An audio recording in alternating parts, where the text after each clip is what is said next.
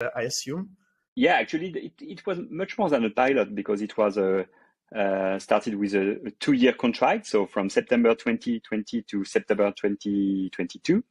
And then we got an extension because of the COVID, so it was the first 6 months extension. And now that she announced the vote mid-Jan, we have an extension of the contract until end of August. So in the end, it will be almost 3-year contract. And today, if you look at some figures, you can see that e-scooters, it's not a gadget. Shared e-scooters is not a gadget. It's really a real means of transportation for Parisians. We have more than 400,000 people using it every month. So it's not that small. It's quite a lot. No. We have done last year, we did more than 18 million rides with a 60% growth versus the year before. It's sustainable, it's profitable, it's useful for people, it's more and more safe.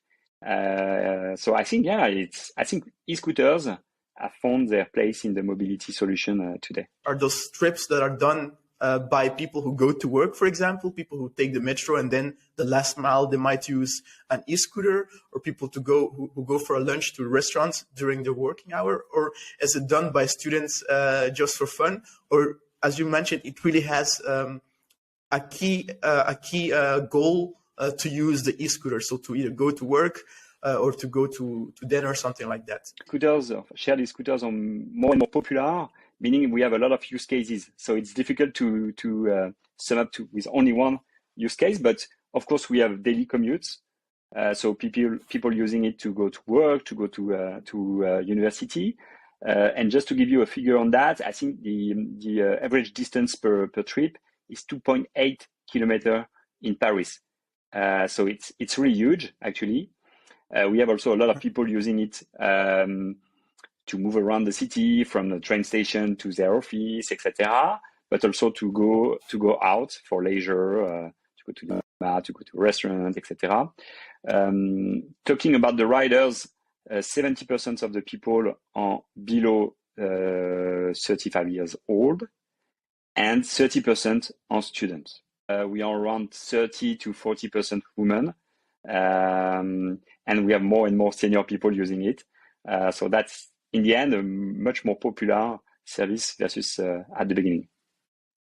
Yeah, that's quite interesting that you were able to achieve so many rides in only a few years, right? Because that means that maybe there was a need for these scooters before you arrived, and now you were able to build up this usage. So I guess when there's a ban of e-scooters, that need for the short-term distances of the 2 kilometers or whatever will need to be shifted somewhere else. Yeah. Maybe public transports, or what do you think? Yeah, actually the City Hall did a research in spring 2022.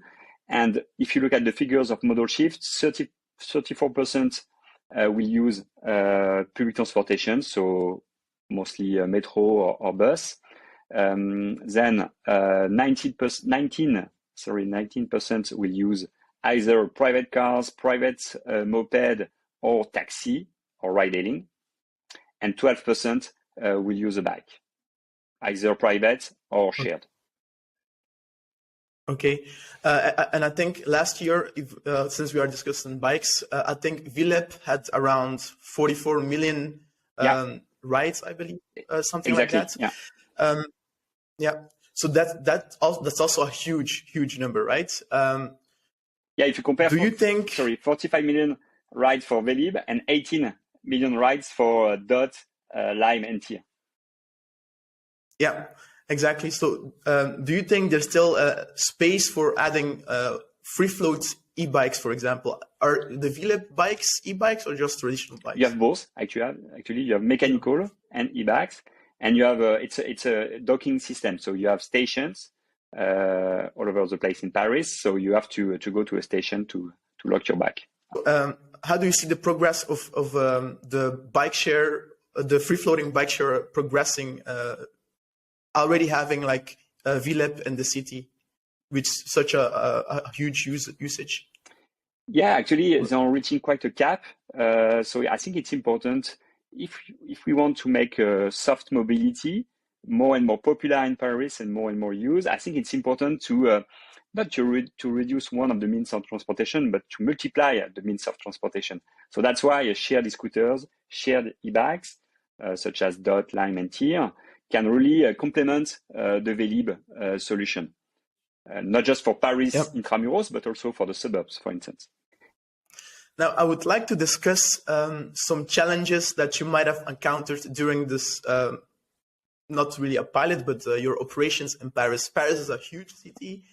Obviously, the public transport is widely used. The metro is heavily used, well known. But what about the vandalism? What about the early challenges that were in Paris, for example, when you launched? I guess not everybody was happy to see e-scooters, because we see some issues happening in Brussels, but also in Paris when it comes to parking of e-scooters, right? I think that is a main issue that maybe we should also discuss. Is that an issue or a challenge that happened during the? It was a challenge at the beginning, but today, honestly, it's not a big challenge. So vandalism at the beginning, so we calculate vandalism with the loss rate, what we call the loss rate. It was around between 5 to 10% at the beginning when we launched, for instance, in Paris. And today, in Paris, but also the case in Brussels or Lyon, for instance, it's below 1% per month. Wow. I mean, the monthly loss rate. So, of course, we still need to be careful on that, but it's not a big challenge today. And this is because of, one, the hardware being more and more robust. It's also because of our operations, because now we need really to operate well. We are super reactive when there's an issue. And also the behavior of riders, because now it's really, it's more and more integrated in the city, meaning that with also the restricted parking, you don't have any more free floating. You have to, you can't park where you want. You have to park in dedicated parking slots. Also that shared e-scooters are much more accepted by the general population. So less vandalism in the end. This actually shows that you came from 10 or 5% to almost zero in a short period of time. This shows actually the innovation of the industry and how you were able to pivot fast and to change and to adapt to challenges in order to provide a better quality or a better service, right? Is there anything